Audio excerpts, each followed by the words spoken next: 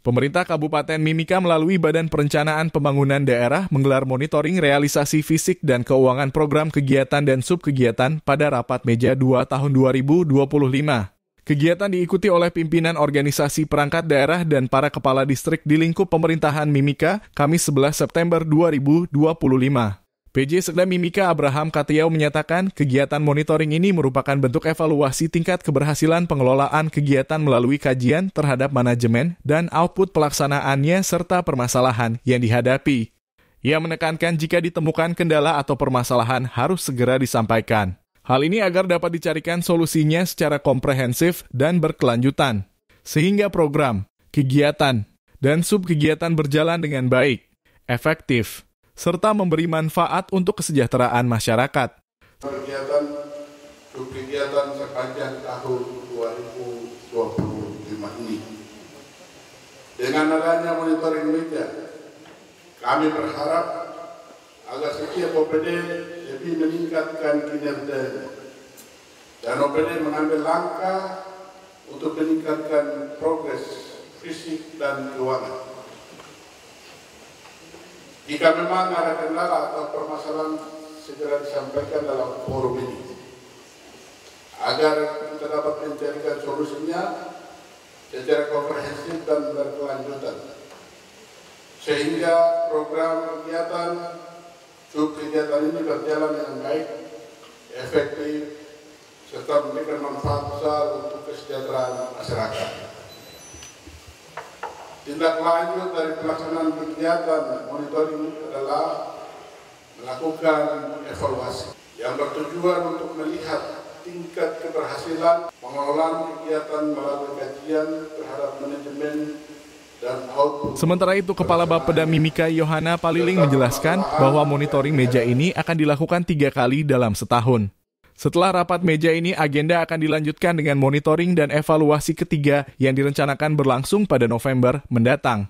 Ia mengungkapkan dari total anggaran 80 miliar, masih ada sekitar 11 miliar yang belum dipaketkan. Anggaran tersebut tidak hanya berasal dari anggaran induk, tetapi juga dari bantuan khusus keuangan Provinsi Papua Tengah. Ia menegaskan jika kegiatan monitoring ini bertujuan untuk menilai kinerja OPD. Nantinya rekap kinerja akan menjadi laporan pemerintah daerah sehingga dibutuhkan kerjasama operator OPD dalam mengisi aplikasi Simonef.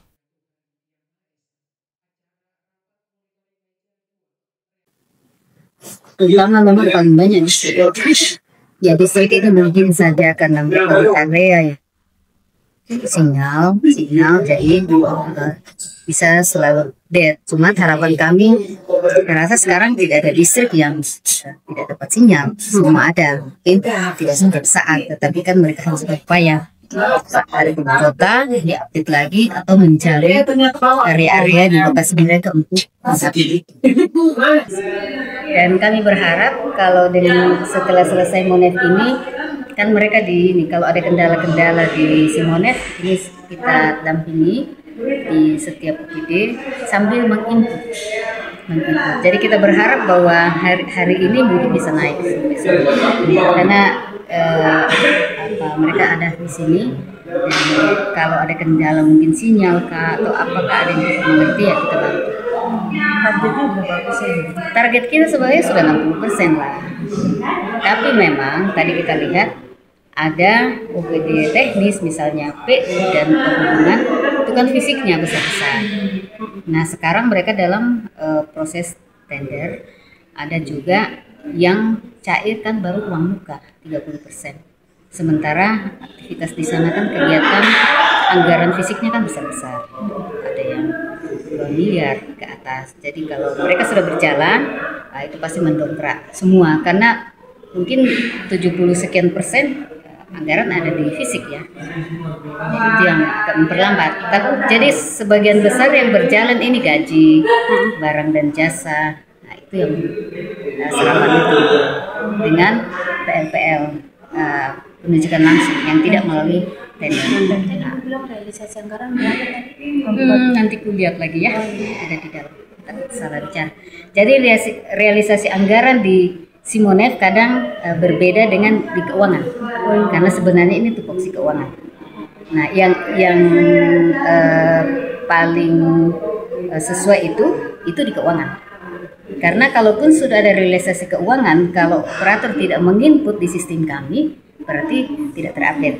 Nah, jadi kalau di kita yang ada di sistem, tapi kalau mau yang itu di keuangan. Kadang kami tidak mengekspos itu intern saja. Kami hanya di posisi realisasi fisik. 47, sekian tadi.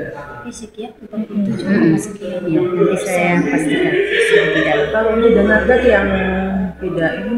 Oh ya, dana dak kan dak fisik kita kan cuman dua, pendidikan dan kesehatan.